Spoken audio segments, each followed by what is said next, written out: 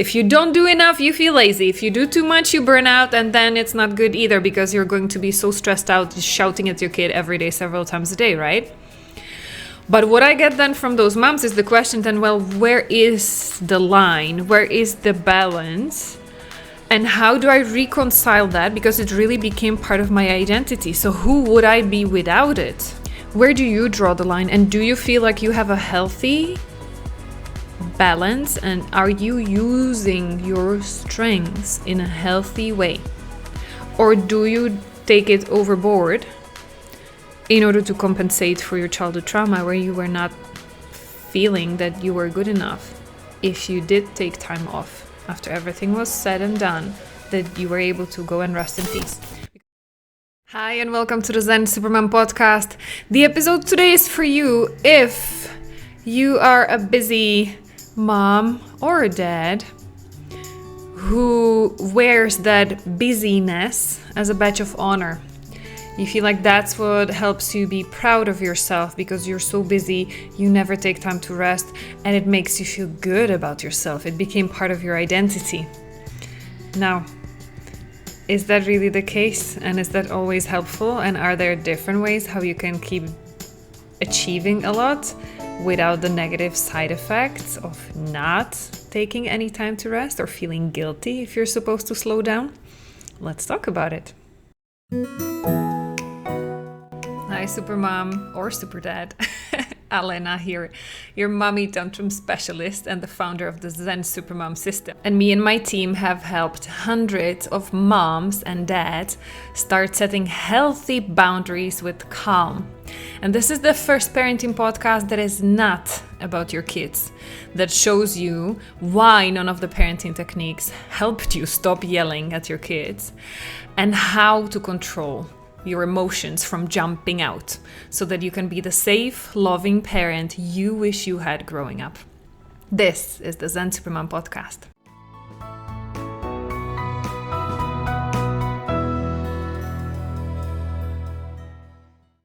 Hi, Supermom or Superdad. This is Alena, your mommy tantrum specialist and the founder of the Zen Supermom system, where we help busy, loving moms and dads stop yelling at your kids and set healthy boundaries while staying zen, as perfectly imperfect as possible.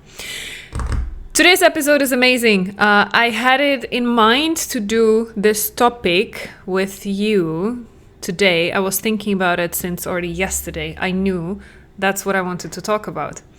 And I knew I could do that only in the afternoon because my morning was full of conversations with moms who are thinking about joining us inside the program. And so when one of them told me exactly these words, like, yeah, and I feel being busy is part of who I am because I'm proud of it. It's like, how would I be otherwise? Then I couldn't help myself and I had to interrupt her and I told her, well, this is exactly what I'm going to talk about today on the podcast episode. So you see, if you're listening, like, you were my inspiration. I'm going to use your exact words today because I was like, thank you, universe. You just brought a perfect woman in my way to demonstrate to the moms and dads who need to hear this message. Because I don't know how about you, but the chances are, if you're still listening to this podcast, if it's not your first episode and you have already seen my crazy head before and heard me talk about this, you might understand what I'm going to talk about today. And that is the hyperachieving tendencies, like feeling that you always need to be busy, doing, never-ending to-do list, never able to rest and sit and relax, because if you would do that, you would feel guilty, not good enough. You would be judging, criticizing yourself before others can judge you and criticize you, because that's what you're scared of, if others think you're not good enough. So do you listen where I'm going with that already? If you've been listening to this podcast for a while, you know that it all goes back to your childhood trauma, not feeling good enough, right? But this is where it trips people up, because on one hand, you understand how this overachieving, restless energy causes you, like puts you in a higher risk to burn out. That makes sense logically. So you're like playing with the fire because if you don't do enough, you feel lazy. If you do too much, you burn out, and then it's not good either because you're going to be so stressed out shouting at your kid every day, several times a day, right?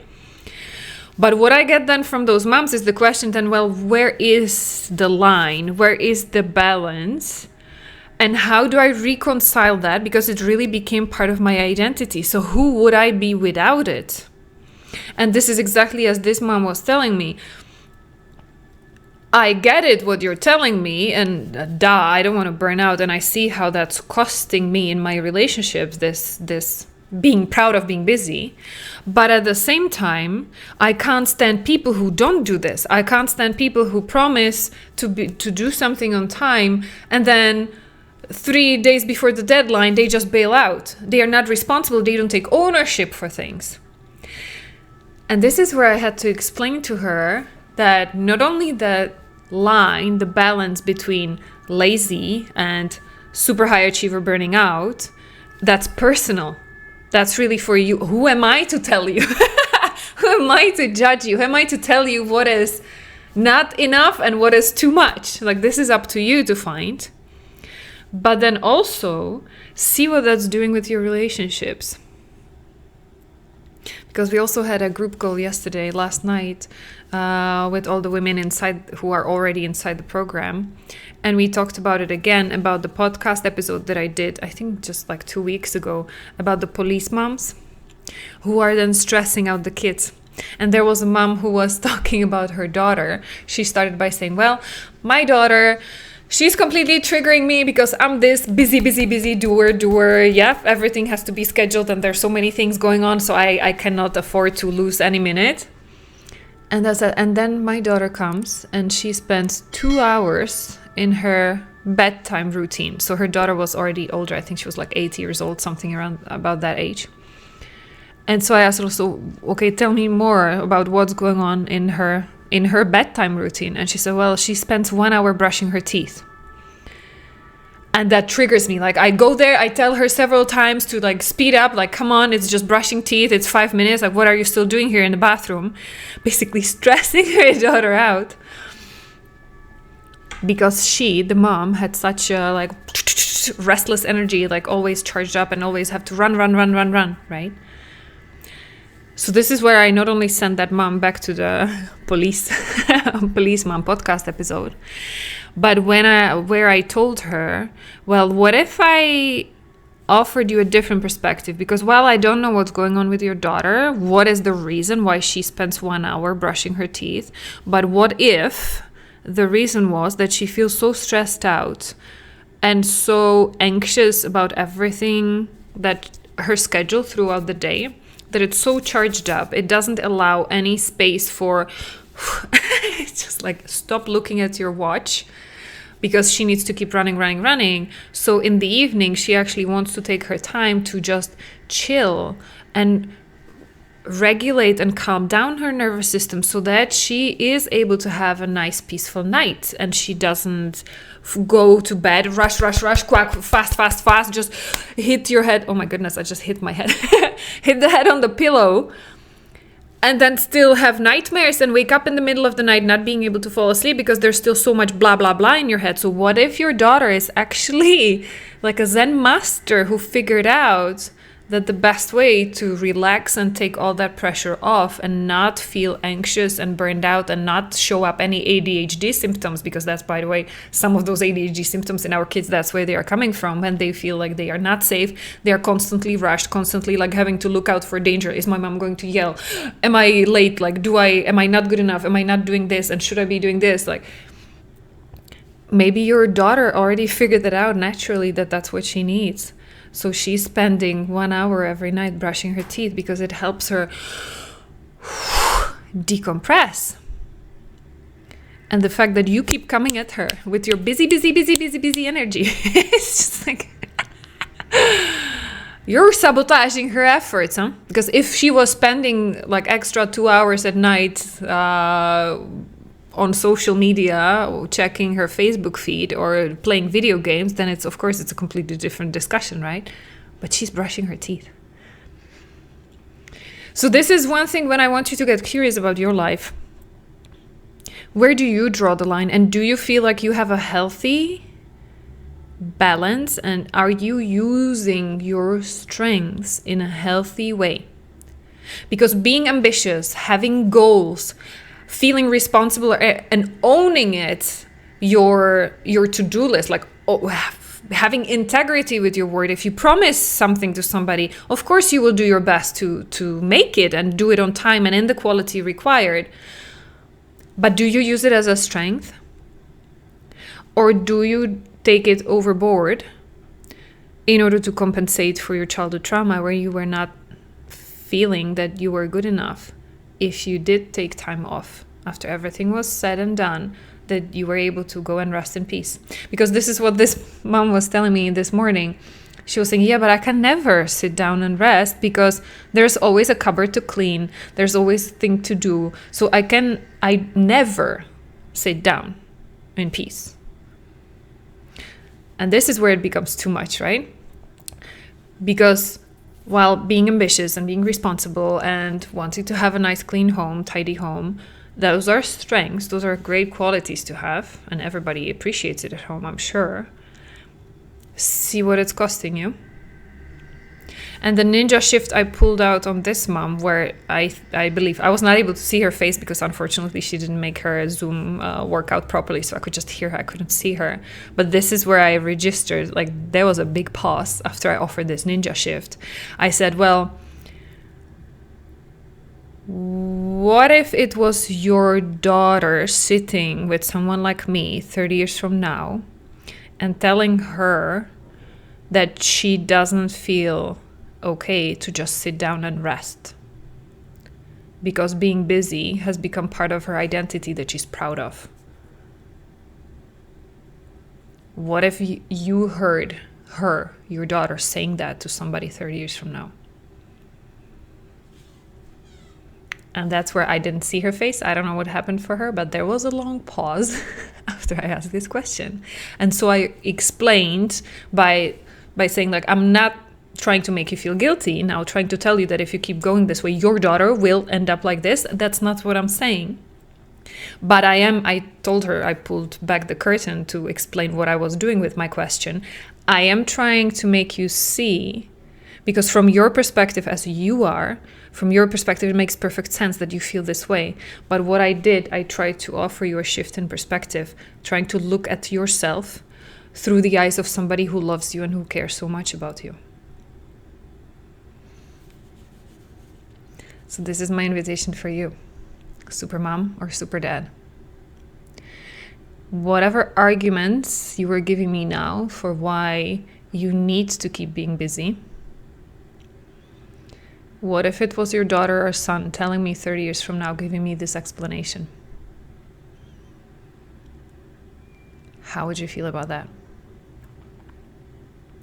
And what is it that you would want them to know? What is it that you would tell them instead? Do that ninja shift on yourself. Because this is for me, it's interesting. I don't know if that's for you. For me, this is interesting conversation then. Because once you really start thinking about it, like we get into this existential, who am I?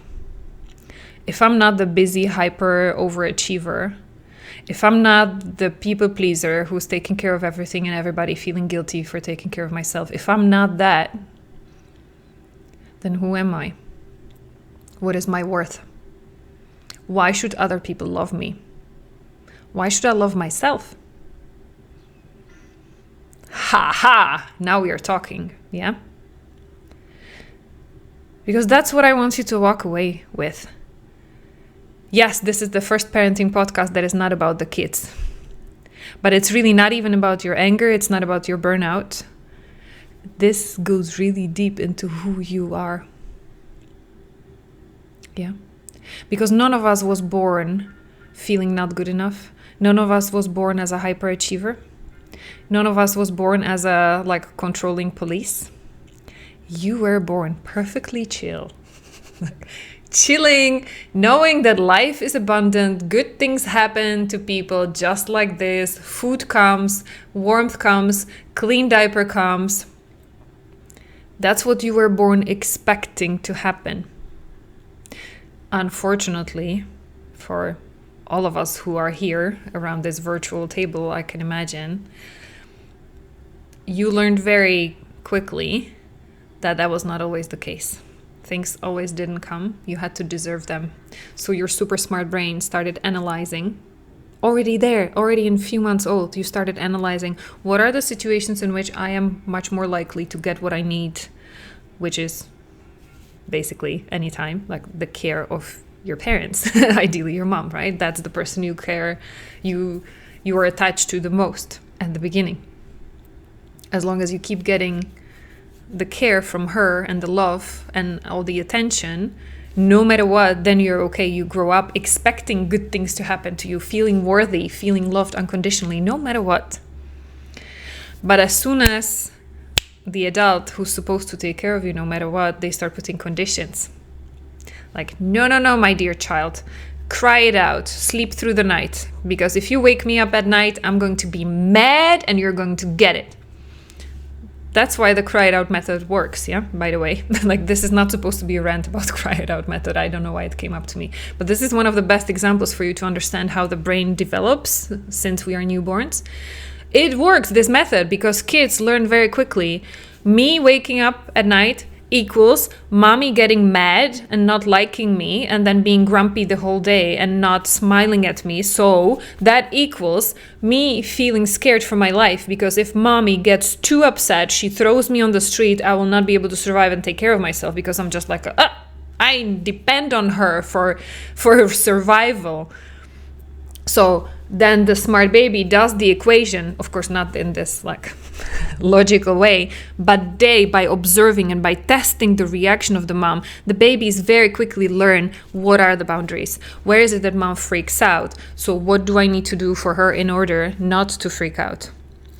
And if you're like me, hyperachiever, controlling, like with strong judging yourself before anybody else judges you, that would tell me you grew up with a mom like this, who was like, it's too much, too overwhelmed, too busy. No, don't ask me for, like, no, give me my space. And you have to deserve my attention, and you have to behave how I tell you to behave. And you have to be efficient with your time, because I'm so stressed out, so you use your time well and don't waste my time. And you keep trying, because the more you keep doing and being busy and achieving, the more I will love you, my child. If that's how you grew up, then yeah. That's why you made being busy part of your identity. But why I'm making this long rant is to understand that's not who you were born. How you were born. That's not really you. That's the trauma, the childhood trauma speaking. So all that we are doing in our childhood trauma therapy is really taking those layers out, not trying to change you. You will have your natural preferences, your natural qualities, your natural talents, and you keep them. Keep being ambitious. Keep having big goals. Keep all of that.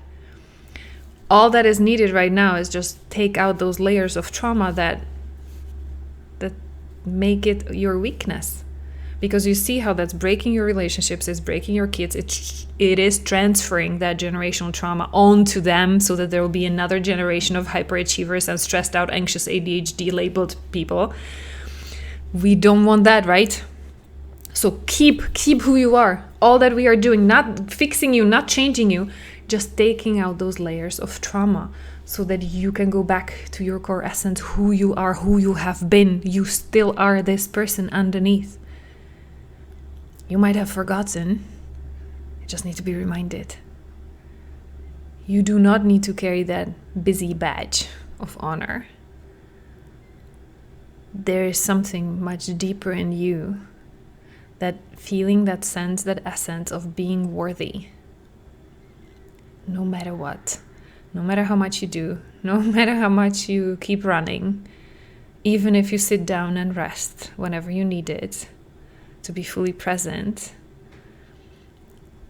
finding that essence. That's what becomes possible once you do this work. Yeah.